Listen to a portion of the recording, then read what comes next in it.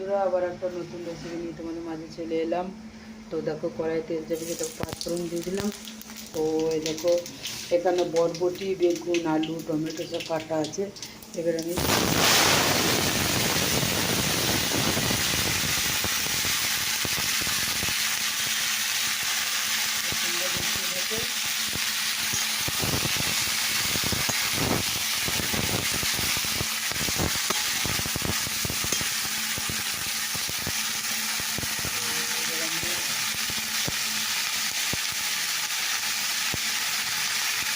নুনটাকে সরকারে দিই, কেন বলে তো বলতে নুনটা ভালো হয়েছে যাবে, বুঝলি তো?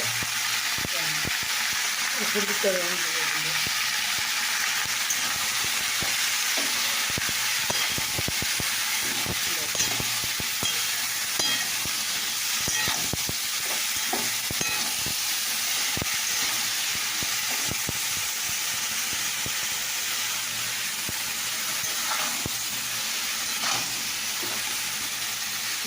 তোমরা দেখতে থাকো।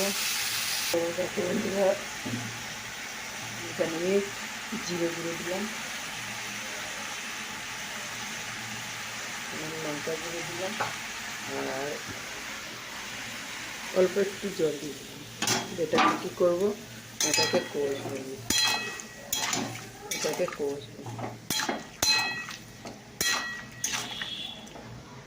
তো এটাকে একটু ঢাকা দিয়ে দেবো। তো দেখো বন্ধুরা, জল তো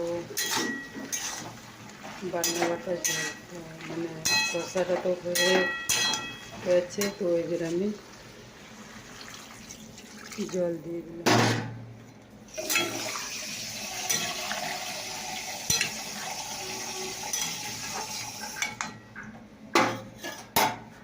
তো এবারে আমি একটু ঢাকা দিয়ে দিই। তো চলো বন্ধুরা, এরকম তরকারি রেসিপিটা রেডি হয়ে গেছে। তো একটুখানি সেদ্ধর বাকি আছে,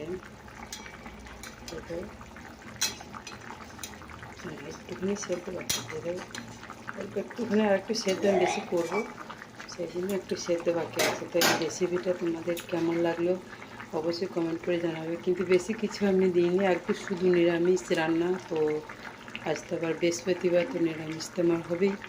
তো এখানে আছে তোমার, মানে এই রেকর্ডটা আবার কালকে ছাড়া হবে। তো কিছু করার নেই বন্ধুরা, তো সঙ্গে সঙ্গে রেকর্ড করে ছাড়া হয় না। তো এটাই হলো যে তোমার বরবটি, বেগুন, আলু, টমেটো কেটেছি, ধুয়ে নিয়েছি, ধুয়ে তারপরে তেল পাঁচফোড়ন দিয়েছি, পাঁচফোড়নটা একটু হয়েছে, তারপরে আনাজটা দিয়ে নাড়াচাড়া করে একটু হলুদ নুন দিয়ে নাড়াচাড়া করে আবারও চাপা দিয়ে একটু হওয়াতে, তারপরে আবার একটু জিরে গুঁড়ো, একটু সামান্য লঙ্কা গুঁড়ো দিয়ে একটু জল দিয়ে কষে নিয়েছি। কষে নিয়ে তারপরে জল দিয়ে সেদ্ধ হয়ে গেছে। তো আমার রেডি হয়ে গেছে। তোমাদের কেমন লাগলো রেসিপিটা অবশ্যই কমেন্ট করে জানাবে।